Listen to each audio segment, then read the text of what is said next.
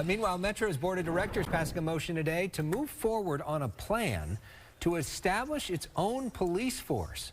A recent independent study showed that Metro's own police department would actually cost less than contracting the sheriff's department, the LAPD, and the Long Beach PD, which is what they do right now. Today's motion comes on the very same day that a Metro bus driver was attacked. Let's talk more about that attack. That Metro driver was standing in front of his bus, unaware that his assailant was behind him. Fox 11's Ed Lascos is live in Venice with more on exactly what happened. Ed.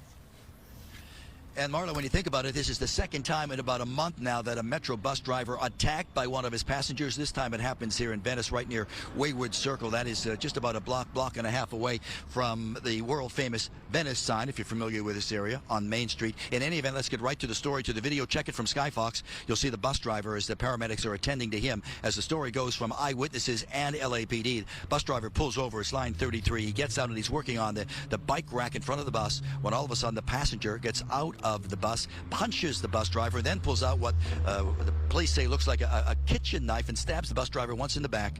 He's getting ready to continue the attack when a security guard across the street from a cannabis shop sees what's going on. He rushes in, gets pepper spray, breaks it all up, sprays the attacker, backs him off, and then that bus driver with that stab wound is able to call 911 and call for help himself. Listen.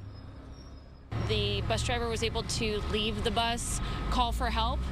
Pacific area police officers were able to respond and took the suspect into custody without further incident.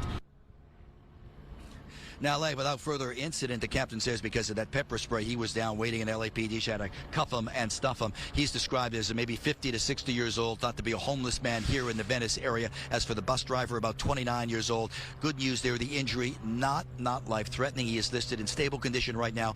And as I said, second time in a month. Remember, last month we had the incident up at the Warner Center up in the Valley. Bus driver outside gets into an altercation, a battle with a passenger on that bus. So as Metro's board of directors moves to improve safety, a lot of the passengers are saying they think that's a good idea. They're concerned, some of them even more, for the drivers themselves. For now, we're live here in Venice. Back to both of you we go. Thank goodness the driver will be okay. But about that suspect, Ed, I know it's early on in this investigation. Do we know, did this guy have a criminal history? Have no idea. Investigators have no idea. They said they're still questioning the guy. They're thankful that that security guard ran over and intervened because, as they said, you know, could have been a lot more severe, but the pepper spray subdued the guy. They're able to take him in. Again, 50 to 60 years old, thought to be homeless. That's all we know at this point. All right, Ed Lascos.